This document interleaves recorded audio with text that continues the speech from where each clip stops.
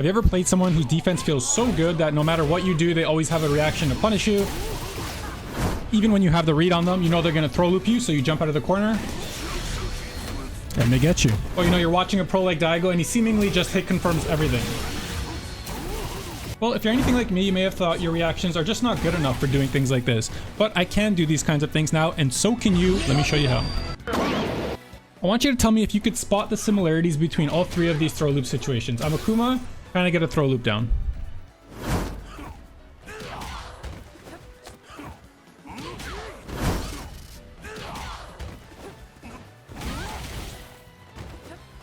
Well, if your answer was the inputs during the throw, then you're correct. As you can tell, if I grab Cammy here and I input a DP, obviously the DP does not come out because my grab hit, right?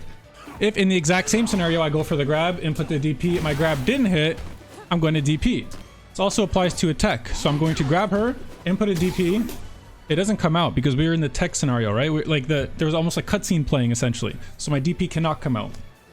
This is the first trick that I want to talk about and the easiest to implement.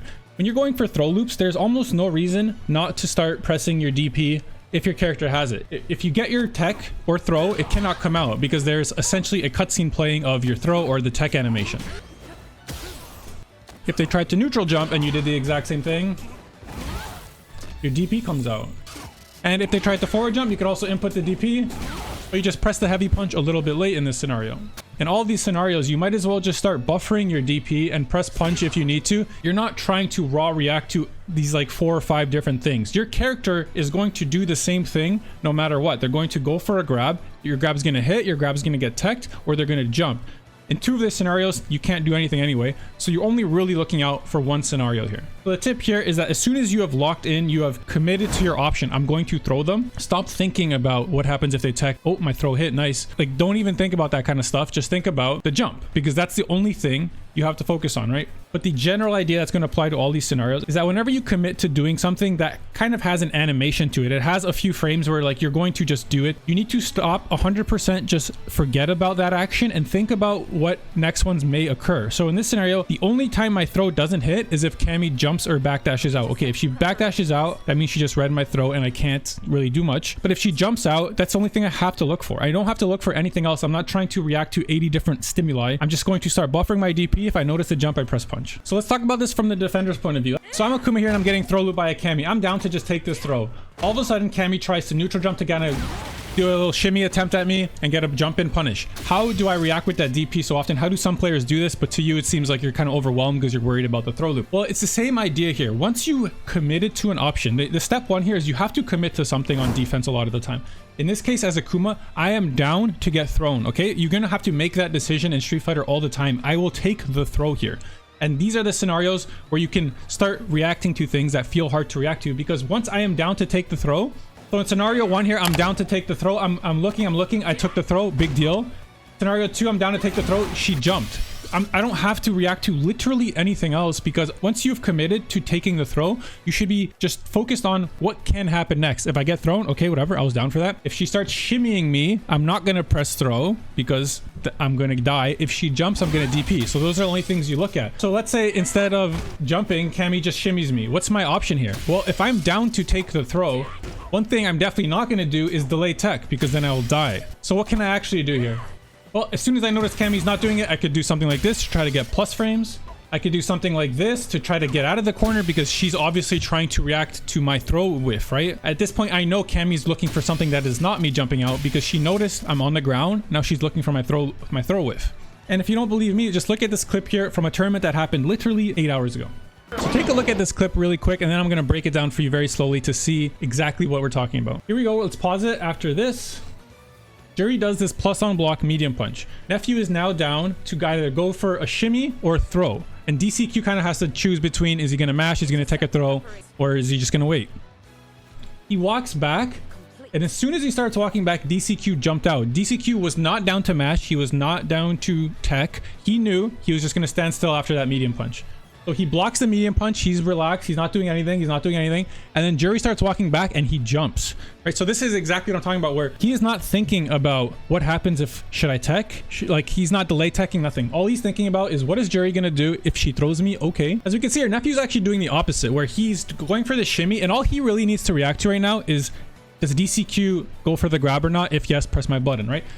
He instead opts to just press the button anyway. It's not even a bad option. If DCQ teched, he gets his punish counter. If DCQ didn't, most players just simply block this heavy punch and then he could do a fireball, a drive rush, whatever. DCQ, on the other hand, chose to just sit there. If he took the throw, he took the throw. There was no delay teching. There was no mashing. He was not focused on anything other than what does Juri do here. There are scenarios where if you're going to take a throw, that's like a 10-second animation of watching yourself getting thrown. So stop thinking about that entirely. Just take it if it comes. Just think about what else can happen after you take that throw, or if your opponent chose not to throw you. And now all of a sudden it looks like I'm reacting to like something very random, but it was only one thing to react to there, right? I'm not thinking about anything else other than, is Cammy going to walk back or is she going to jump? Because either way, my input was just going to be down back for like 20 seconds, right? Until I notice something happen. So if Cammy does, she walks up and grabs me, okay, I got grabbed, whatever, I was down. If she walks up and meaties me, okay, whatever, I'm pressing down back.